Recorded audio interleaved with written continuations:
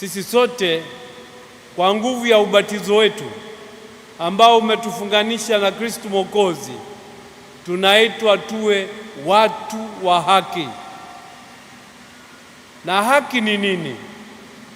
Naamini kwamba karibu wote mlishanisikia nikifafanua maana ya haki. Nitarudia tena leo kwa kifupi. Haki ni ule uelewa na utayari wa kutambua mastahili ya wengine na kuyaheshimu. Narudia, haki ni uelewa na utayari wa kuyatambua mastahili ya wengine na kuyaheshimu. Yosefu aliyatambua mastahili ya Maria, akamheshimu, akampenda, akamlinda na akamfanya atambulike kama mwanamke mwenye heshima mbele ya Mungu na mbele ya watu. Sisi tunaoadhimisha Christmas, yaani kuzaliwa kwa Mwokozi, tunatakiwa tuwe watu wa haki. Ewe mwana Dar es Salaam, ewe Mtanzania, je, wewe ni mtu wa haki? Wewe ni mdau wa haki? Naomba nithubutu kusema kwamba Watanzania wengi hawashabiki haki, sio wadau wa haki. Watanzania wengi kwa ujinga,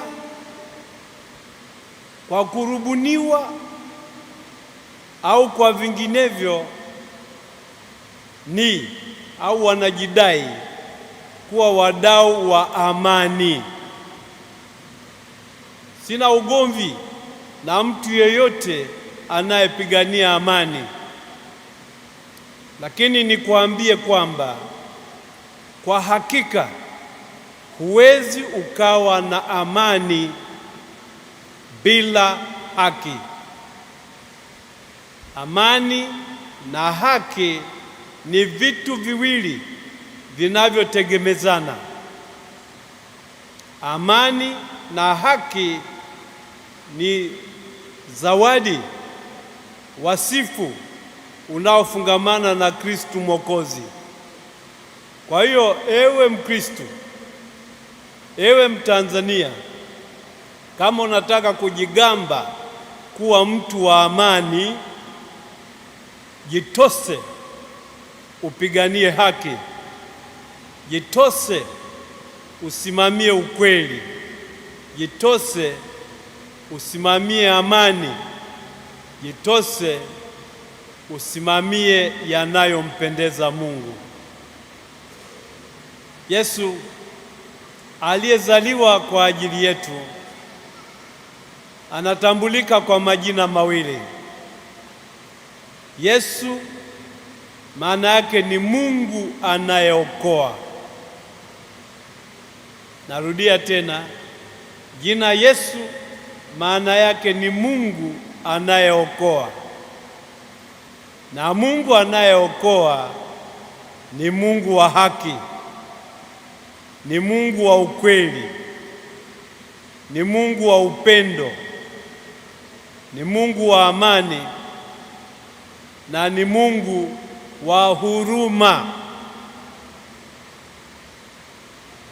Hilo la huruma linatuhusu wote, kwa sababu wote tuko wa dhambi, lakini Mungu hatupatilizi kwa dhambi zetu.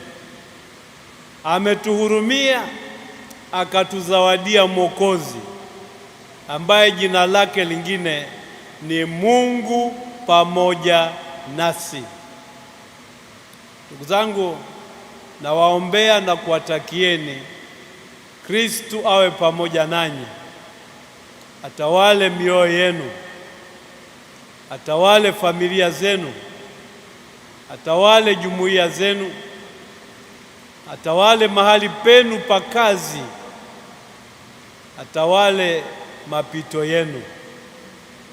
Amani ya Kristo iwe nanyi.